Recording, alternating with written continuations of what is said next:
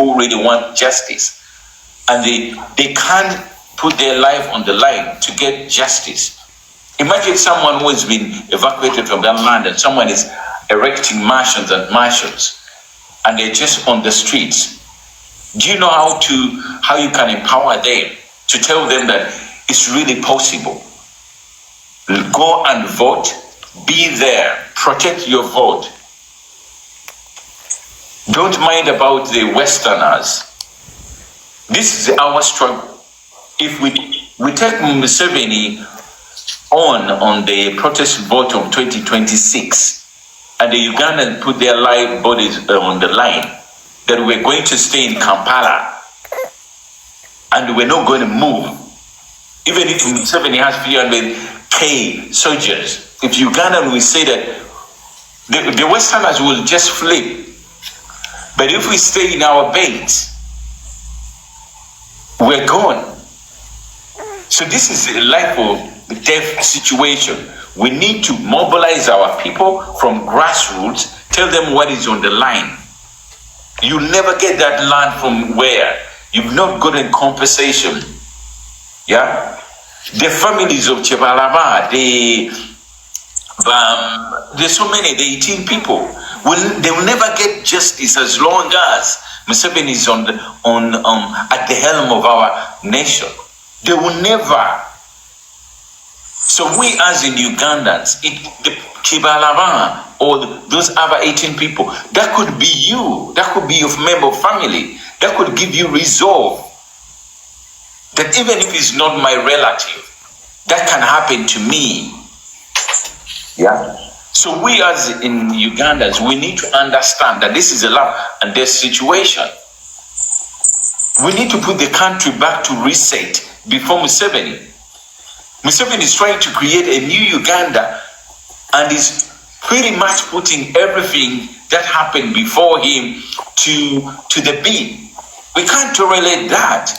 You've seen how they're disrupting the historical legacy which has been in Kampala, renaming Sijui streets. You've talked about spoiling our identity. How many immigration? You have Ethiopians, you have Sudanese, you have Congolese, you have Eritreans. Now they're talking about bringing in convicts from the USA. So we're in a time of anarchy. We can put the end to that. If we were gaining out of that, that would be a different issue. But this is a guy who doesn't have any patriotism because he's not one of us. So we really need to put our bodies on the line to say enough is enough.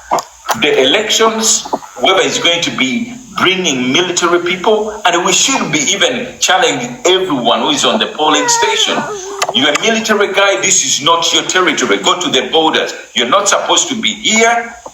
And we have to challenge them. According to the situation, this is not job prescription. You're not supposed to be on the polling station. If you're not a policeman, get away with your gun. We should be saying this to them. So we need to build people who are resilient, who are going to stand out and question them. What are you doing here? This is not a border. This is not a Ugandan border. We should be able to be vigilant. Even if it means pulling masks off them. You're not supposed to be here. This is a police work to do the vigilance, the election observation. So we should be very, very, very firm to, like I said, we need to develop and cultivate a protest vote mindset that you can't take nonsense at the polling station just because someone has a gun. We should question that, and we shouldn't let any rogues or thugs come and intercept any proceedings during the elections. So this, we should be trying to cultivate it from grassroots. Are you going to vote? Yes. Do you know what they're going to do? Yes. Do you know what you're going to not tolerate? Yes. So these are the things we should be cultivating right now. Of course, the elections are going to be there, and we should be preparing how are we going to guard or move around the campaign trail. We're not going to be entertaining those kind of people interceptions like tear gassing. It's an election. Why do you have to have a military? This is something we're going to be working on. When we're going to start this European caravan tour we're going to do, we're going to be pushing for the military not to be part of the equation when it comes to the 2026 elections. This is something we need to be talking about right now. No military in the elections. That's something we should be talking about. If he decides to have military under the police uniform, fine, let him do that. But we don't entertain tankers to be on polling stations. So this is something we should be hammering right now. No military in elections. No shooting people in the election. No tear gassing people who are in a peaceful campaigning trail. It's not your party. If you're part of the establishment of NRM, go and guard them on their trail. We don't need any escort. We're just minding our business, preaching for change.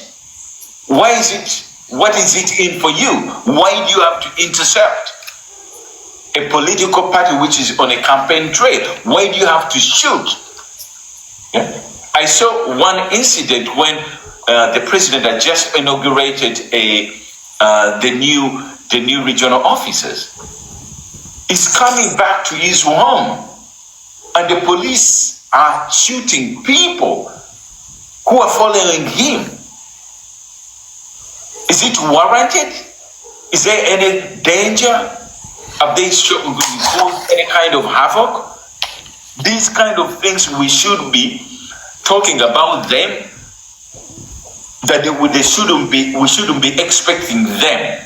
That the police or any military security agencies shooting people on the campaigning trail, tear gassing. It's an election, it's not a war. So these are the things, guys, you need to be hammering on, that we should be having a fair, at least a clean, situation-free election whereby the security agents shouldn't be intercepting any kind of movement.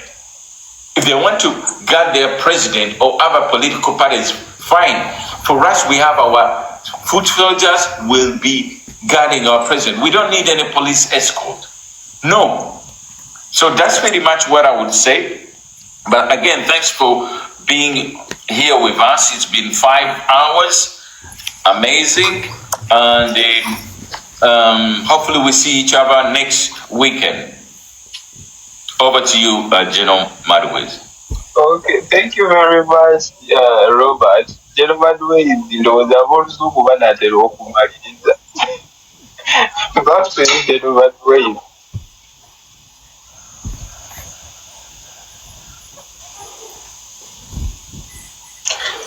So Uganda amade manyo yogera. Yabadde amaliriza ate ayagala yogera mukaka. Okay. Mwebale nnyo mwebale eddala. NUP EU chapter n'ababaddeko mwenna submissions zibadde nnungi nnyo. Kansubire nti tulina kye tuggyemu. Pozi nze kye nnyinza okwogera nga tumaliriza tugenda mu protest vote nagasooka kubuuza gwe Munnayuganda ku side yo protest vote etandika ddi oba olinda ku luli olunaku lw'okulonda ekyo nkikulekedde nga gwe Munnayuganda osigale ng'okirowoozaako kuba tulinayo nominations bamanyi okutawaanya nga tutambula ogenda ku nominations campaign wonna bamanyi okutawaanya so Munnayuganda protest vote etandika ddi. Secondly, diaspora team kyetusuubira nti ku luno gino emyezi gye tugenda okutandika bwe tuddayoko emabega okuva nga 13 August 2017 nga bamaze okuba omugenzi Yasin Kawoma ne bakwata president waffe wajjawo campaign eya Free Bobi Wine. era diaspora yakola nnyo omulimu mu kampeyini eyo. So kirabika wano kitwetaaga okukola